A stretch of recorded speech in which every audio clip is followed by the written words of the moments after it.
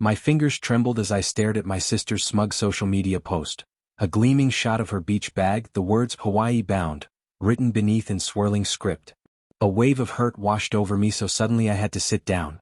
How had she excluded me from a family vacation when she knew, for months, that visiting Hawaii was on my bucket list? A dozen emotions tangled in my chest. Anger, betrayal, disbelief. I wanted to lash out, call her up and demand an explanation. But a sharper idea seized me. If she wouldn't invite me, I'd arrange a trip of my own. And that's when I reached for my phone to dial the one person who could make it all happen. My billionaire boyfriend.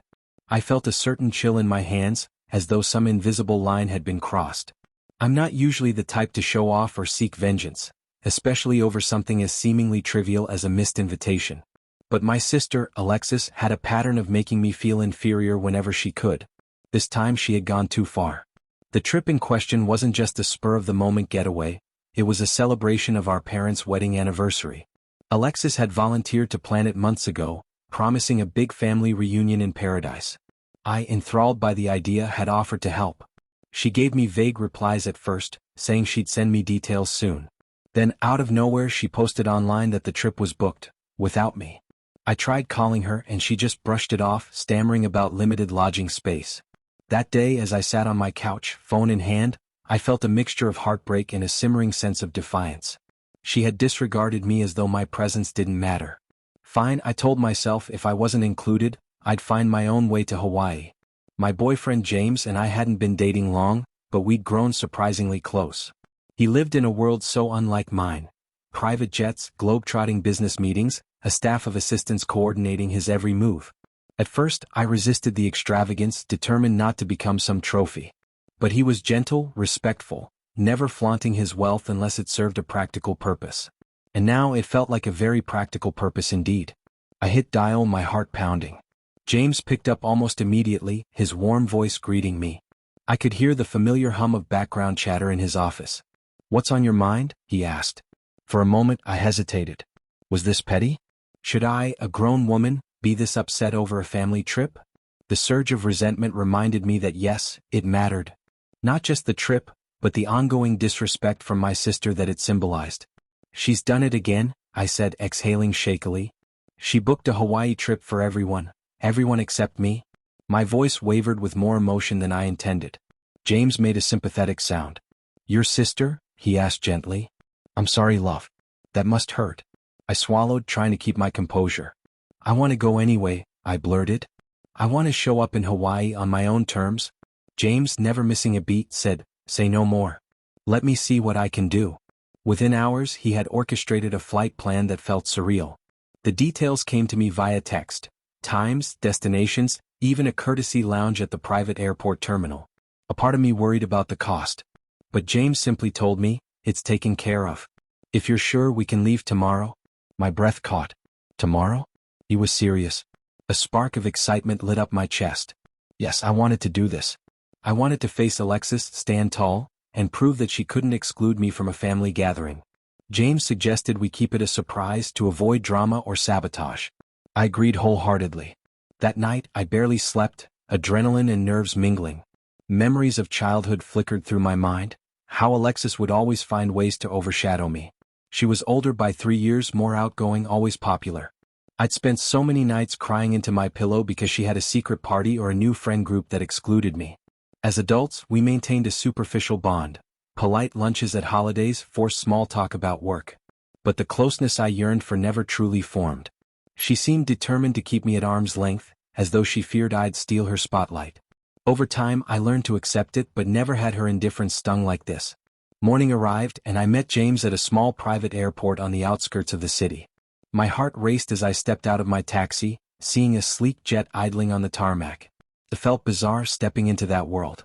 I wore a simple sundress, my nerves making me feel underdressed. James spotted me and came forward, taking my hands. "You look perfect," he said, reading the self-conscious look in my eyes. Behind him, staff members wheeled our luggage across the tarmac. "Are you ready?" he asked, voice low. I nodded, words failing me. I was grateful, but also a little uneasy about the extravagance. Still, the desire to see Alexis's face when I arrived overshadowed my doubts. As we boarded the jet, a friendly flight attendant welcomed us. Inside, the cabin was spacious and plush, with cream-colored leather seats and polished wood accents. James had arranged a small tray of fruits and pastries, along with champagne. I settled into a seat, my pulse fluttering. My eyes flicked around, absorbing every detail. How strange that Alexis had tried to bar me from a tropical island trip, only for me to find a way that was arguably more luxurious than she could imagine. The petty side of me reveled in it, though a smaller voice reminded me that I didn't want to become her. This was about claiming my rightful place in the family, not about gloating. But yes, a tinge of satisfaction curled in my chest. The plane took off smoothly and soon we were soaring through a clear sky. I felt a sense of weightless freedom. James poured me a glass of champagne. "To your Hawaii trip," he toasted, eyes sparkling. We clinked glasses. "Here's to making a statement," I said, half joking. He chuckled. "And to forging new memories, hopefully good ones." We sipped, letting the hum of engines lull us into a comfortable quiet. After weeks of tension, it felt surreal to be drifting thousands of feet above the ground, heading for paradise on a whim. A few hours into the flight, I found myself scrolling through social media. Alexis had posted a group photo of my parents, her fiancé, and a few cousins at the airport, all wearing flower leis. The caption read, "Hawaii, here we come." My stomach tightened. I recognized those family members, people I considered close. They hadn't reached out to me about the trip, presumably because Alexis orchestrated everything. Did they not question my absence? Or maybe they did and she fed them some excuse. My chest clenched in a mix of hurt and anticipation. If all went according to plan, I'd land before them, make my way to the same resort, and watch their reactions with quiet triumph. As we neared Hawaii, I peered out the window, mesmerized by the turquoise waters and lush green landscape coming into view. A wave of excitement rushed through me. Hawaii had always been a dream. I pictured the gentle sway of palm trees, the smell of hibiscus flowers, the warm sand underfoot. That place meant relaxation, beauty, and the perfect environment for forging new bonds or confronting old pains. Maybe, just maybe, Alexis and I could talk. Or maybe she'd lash out in anger. Either way, I was determined to face it head-on. We landed at a smaller private airstrip, stepping off into a balmy breeze that caressed my hair. James had arranged a private car, which whisked us to a luxurious resort. Along the way, the scenery took my breath away, rolling mountains, vibrant flowers, shimmering beaches. Part of me felt a pang of guilt for enjoying such lavish arrangements. But I reminded myself that James was used to this lifestyle, and it was his gift to me.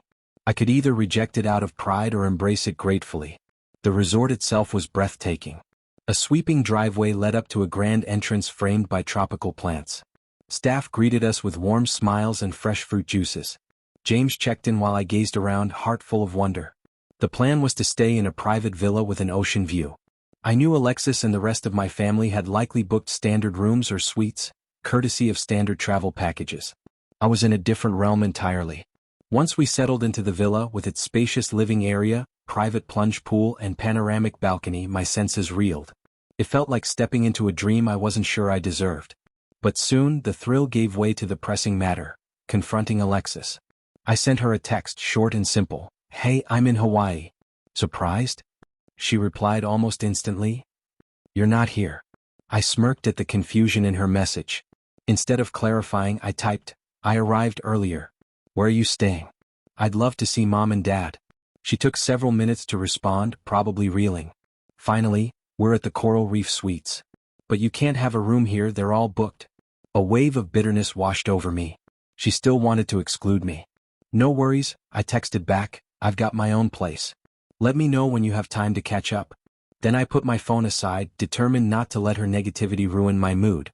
James suggested we explore the beach, so we changed into swimwear and strolled along the shoreline. The sand felt warm and soft, the ocean breeze tangling my hair. For a moment, I forgot all about Alexis's dismissal and immersed myself in the moment. The sun's golden glow, the rhythmic crash of waves. James teased me about collecting seashells like a kid, and we ended up racing each other into the surf. I felt light, carefree. The drama receded into the background. Yet, that evening, as we dined at an oceanfront restaurant, I noticed a cluster of familiar faces across the patio. My parents, Alexis, her fiancé, plus a couple of aunts, all gathered at a large table. Alexis looked up from her menu, and our eyes locked. Her shock was palpable even across the distance. She nudged her fiancé and whispered something. I mustered a polite smile, giving a small wave. My mother, seeing me, broke into a wide grin, clearly delighted to realize I was there. She waved me over. Alexis's expression soured. James and I approached. My mother stood, enveloping me in a warm hug.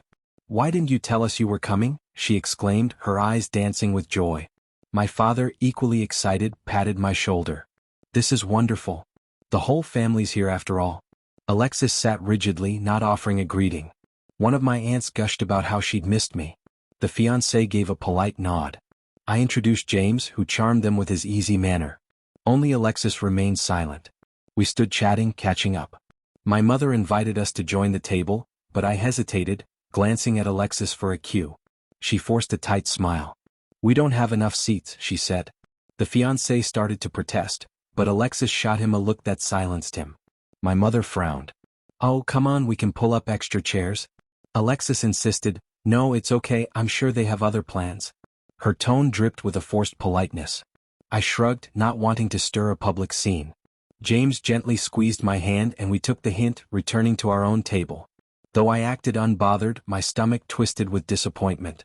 Even with me physically present, Alexis was determined to keep her distance. I told James quietly that I'd talk to her privately later. He nodded, supportive as ever.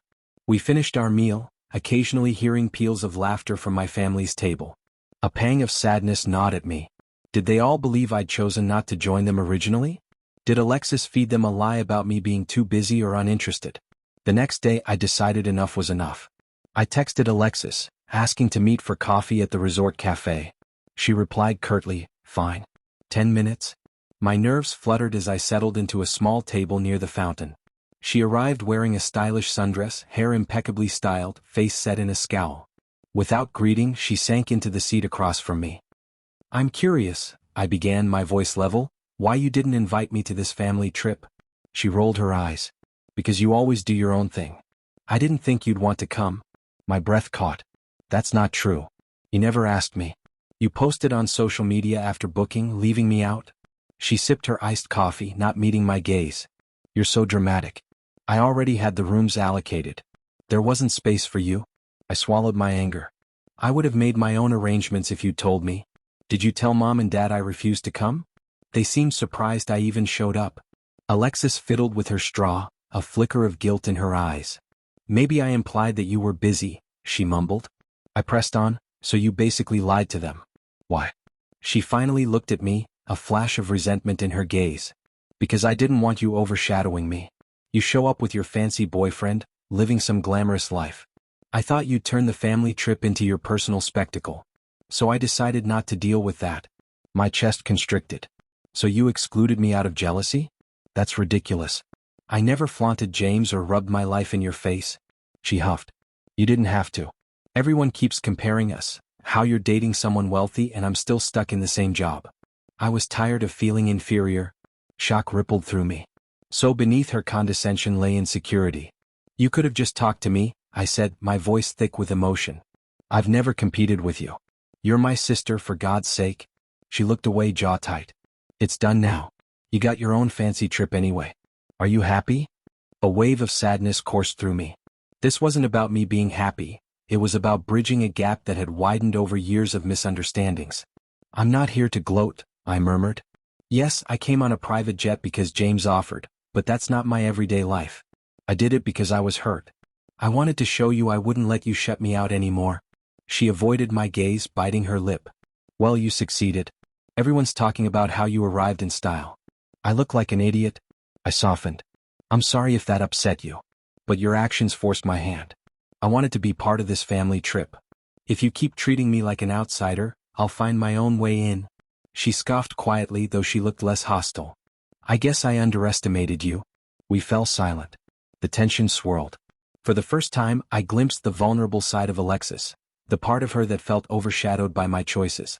She'd never voiced it, instead masking it with snubs and secrecy. Finally she exhaled. "This is awkward. But maybe we can salvage the rest of the week. Mom's so excited to have everyone together." My heart lifted slightly. "I'd like that," I said gently. "We can do a family outing tomorrow. I'm staying at a different resort, but I'm willing to join your itinerary if there's space." She bit her lower lip. "Yeah, I'll talk to the others." Then she rose, leaving me with a sense of relief mingled with caution. Later that afternoon, my mother texted me about a luau the family planned to attend. She said Alexis told them I might come. My heart warmed. I asked James if he wanted to go. He grinned, saying he'd love to meet more of my relatives. That evening we arrived at the luau, greeted by lively music, colorful decorations, and the aroma of roasted pork. My parents beamed when they saw us. My father gave me a big hug, whispering he was glad I'd made it. My mother fussed over James, telling him how adorable we were as a couple. Alexis hovered at the edge, not quite smiling but not glaring either. During the show we sat side by side in plastic chairs on the grass. Alexis and I exchanged a few polite words talking about the performers or the food. She complimented my floral dress with a hint of sincerity. It wasn't a magical transformation into besties, but it felt like a cautious truce. My aunts and cousins chatted away, teasing me about the rumor that I arrived on a private plane. I blushed, downplaying it. James charmed them with stories of his travels. Alexis watched from the corner of her eye, sometimes rolling her eyes, but not making snide comments. Baby steps, I thought. We spent the next couple of days mingling as a family. I invited them to visit my resort's beach for a day, and everyone came except Alexis. My mother said she was feeling under the weather, which I suspected was just an excuse. Nevertheless, the others admired the pristine shoreline and luxurious amenities. I tried not to flaunt anything, genuinely just wanting to share the experience. My parents repeatedly thanked James for his generosity, and he took it in stride, telling them he was happy to spend time with the family. On the final day, Alexis reached out, suggesting we meet alone. She was at a nearby coffee shop and I agreed to see her. My heart pounded as I walked in, half expecting more tension. But she greeted me with a subdued smile. We ordered drinks and sat by the window, the Hawaiian sun pouring in. For a minute, we stirred our coffees in silence. Then she spoke, voice shaky. I guess I never realized how much my insecurities would push you away, she said. I always felt overshadowed. Even before you met James, you were so driven, so successful in your own quiet way. And I wanted to be the star. That's stupid, I know.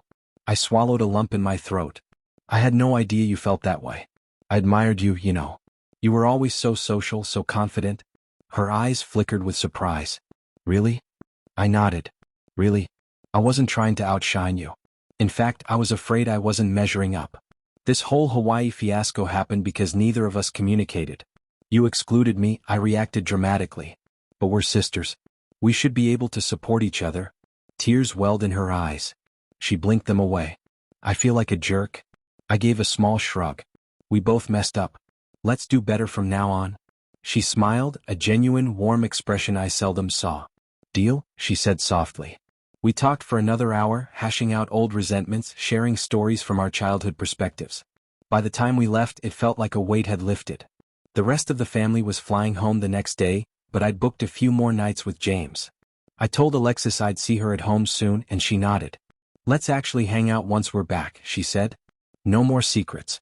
I beamed, hugging her tight. Agreed. That night, James and I had a quiet dinner, reflecting on the turn of events. Think it's truly mended? He asked, sipping his wine. I considered it, nodding slowly.